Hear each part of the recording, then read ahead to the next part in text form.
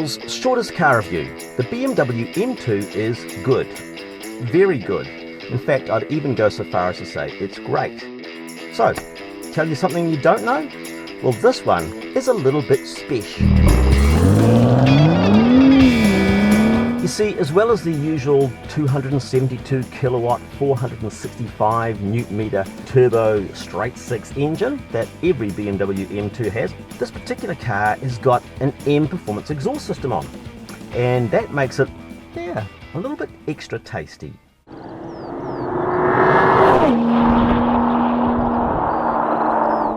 Now, to quote from the BMW blurb on this, the M Performance flap silencer system, which is what we've got on here, makes for more intense perception of the engine sound. Its two operating modes, Sport and Track, can be set by Bluetooth remote control. And that's what this is. It's a little Bluetooth device. It's got M Performance on that side and retrofitted Adrenaline on that side. So this thing here is the key to it all. Now, to get the car to go into track mode, it's a little bit of a rigmarole. You've got to start the engine, put the driver setting thing into sport mode, and then you've got to get out, open the boot, and push a red button on the side of the boot. Okay, so the red button's pushed.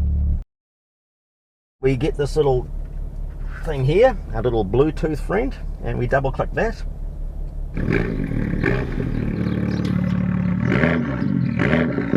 Now we're in track mode. Pushing the track mode button opens a flap in the exhaust system, in two of the pipes of the 4-pipe exhaust system, and lets the engine speak more clearly.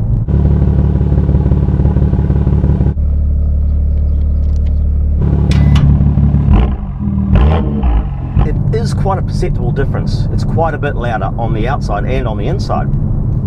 And as I say, it's quite a performance to get it to happen. Every time you turn the car off, start it again, that has undone itself, and to get it going back into track mode, you'd have to go through the whole boot open, red button, double push on the Bluetooth thing again.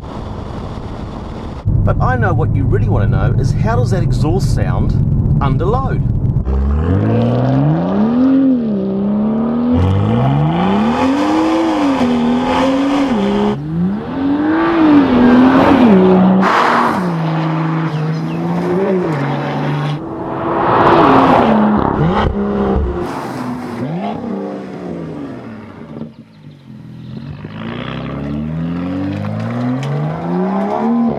Fancy exhaust system costs about $7,500, and as well as that, this car has fitted about another $2,000 worth of accessories, things like pedestrian alert, lane departure warning, speed limit recognition, this nice blue stitching on the upholstery.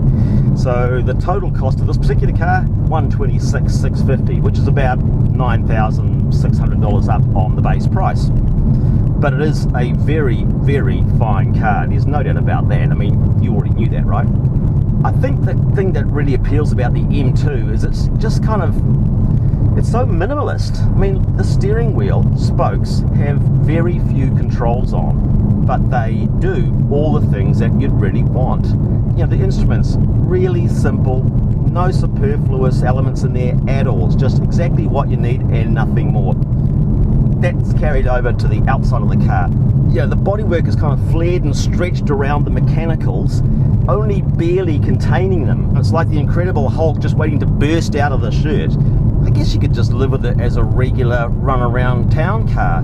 There's no real compromise. I mean, it's belted only for 4 seats.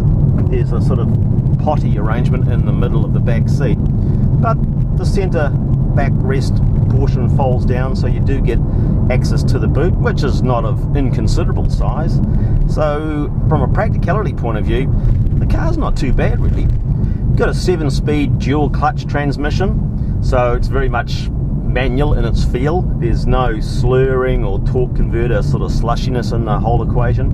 And in fact, if you're in sport mode or sport plus mode and you shift from neutral park into drive, you do get a definite clunk as it engages for the first time. But I find that quite enticing because it readies you for the excitement that's about to come, and it lets you know that this thing means business.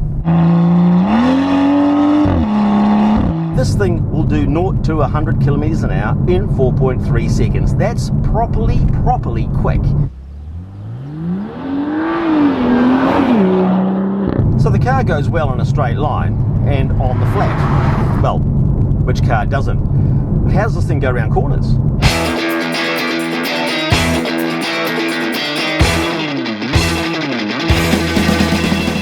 Of course it's going to go around well. It's a BMW M2.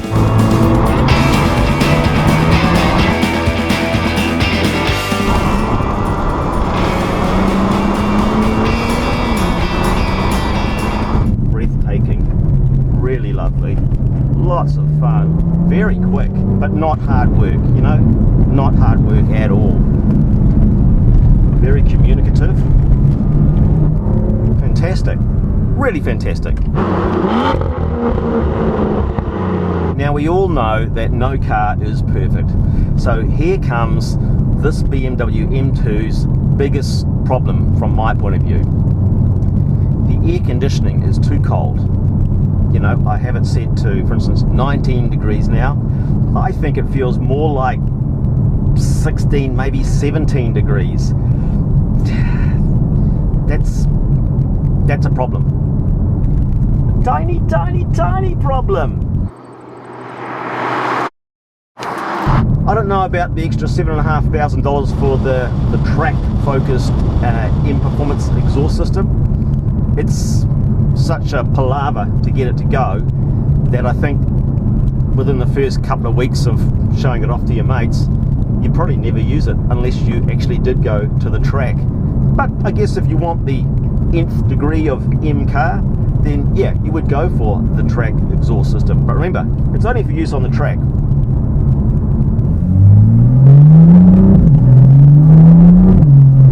The small speakers on computers and these small microphones don't really do it justice, but it is quite a talkative exhaust, shall we say, particularly on those downshifts.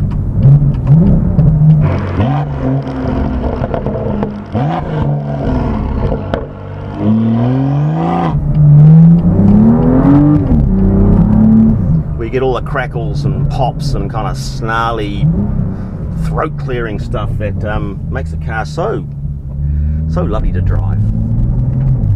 The other thing that makes this car really lovely to drive is the fact that you can feel it's got really tight dimensions. You know, the M3 over time has grown up and bloated up quite a bit. The M2, however, is still quite a small car, and you can really feel that in the corners. It's got such an eagerness to turn. It really does kind of, it's not darty to the point of being unstable, of course, but it is really keen to change direction.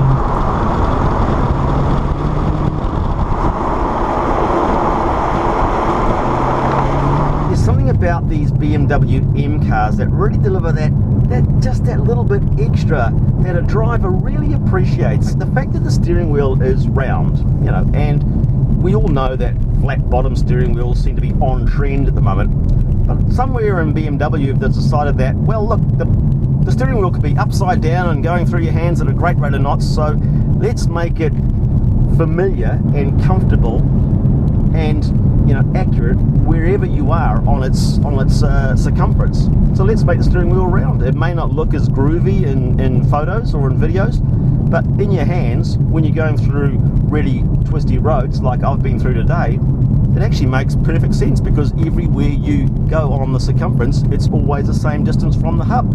You know, it sounds a bit twee, but little things like that actually do add up to a much more satisfying drive. BMW really has delivered with this M2, and I've been very lucky to drive it. I've really enjoyed it. It's just a really fun car, and if you've got 126,650 bucks, I can't imagine anywhere that would be better spent.